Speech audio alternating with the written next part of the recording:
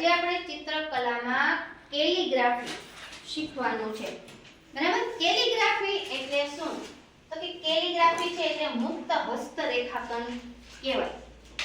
આ કેલિગ્રાફી શબ્દ છે એ મૂળ તો ગ્રીક શબ્દ કાલોસ અને ગ્રાફોસ કે ગ્રાફી એ શબ્દ ઉપરથી ઉતરી આવ્યો છે.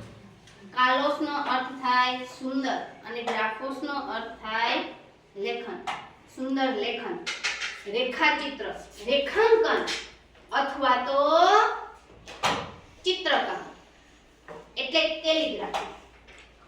મુક્ત હસ્ત રેખાંકન જેને કહેવાય. બરાબર? ચિત્ર તો સરસ દોર્યું હોય પણ ચિત્રને અવનવી ઢબે દોરવું ઈ કેલિગ્રાફી. ઈ શીખવા માટે આપણે રેખાઓના કેટલાક પ્રકાર જોવાના છે. ઘણી રેખા આવે, આડી, ઊભી, ત્રાંસી, ગુણક, વમળયુક્ત. બરાબર? ઉપયોગ કરી અને આપણે ચિત્ર સર્જન કરી શકીએ. રેડી? ચાલો હું દોરું છું, મારી સાથે તમારે તમારી બુકમાં દોરવું. આડી રેખા,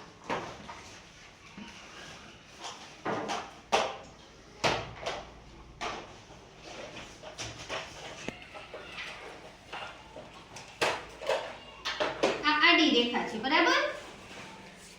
કેવી રેખા છે? આડી. હવે આપણે જોઈએ કે ઊભી રેખા.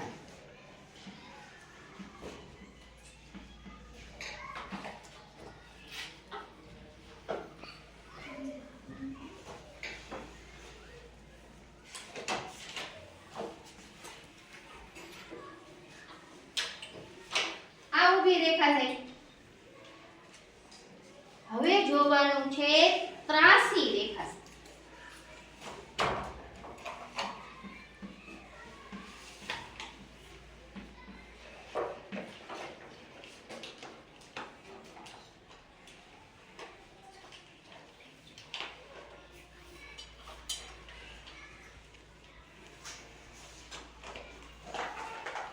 આ ત્રાંસી રેખા છે. આડી રેખા, ઊભી રેખા, ત્રાંસી રેખા. હજી બીજી ત્રણ રેખા આપણે દોરો. જો આ રીતે વમળયુક્ત રેખા એટલે પાણી કેમ પાણીની લહેર હલેશા મારે ઈ વમળયુક્ત રેખા. હા, આપણે વરસાદ પડતું ચિત્રમાં વરસાદ આપણે દર્શાવીએ. વરસાદ દર્શાવીએ ને, કઈ રીતે વરસાદ દર્શાવો છો? આ રીતે દર્શાવો છો? એટલે આપણને ખબર પડે કે છાંટા પડે છે, વરસાદ પડે છે. તો ઈ તૂટક રેખા છે. કઈ રેખા છે? તૂટક રેખા. છે.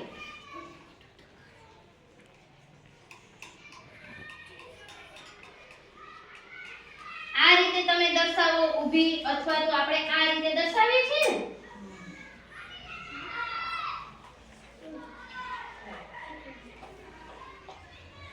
લીટી તૂટતી હોય વચ્ચે વચ્ચે તો એ તૂટક રેખા છે.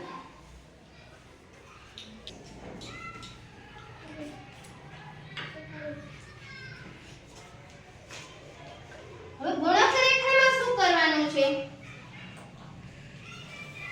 આડી, ઊભી, ત્રાંસી ઈ ત્રણેય રેખાનો આમાં ઉપયોગ થાય એને ગુણક રેખા કહેવાય. એકાબીજાને છેદતી હોય રેખા, એકાબીજામાં આવતી હોય ને.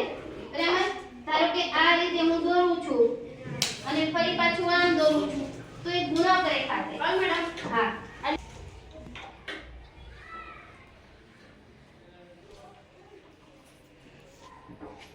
આ ગુણક રેખા છે. જો તો આડી રેખા, ઊભી રેખા, ત્રાંસી રેખા. બરાબર? વમળયુક્ત રેખા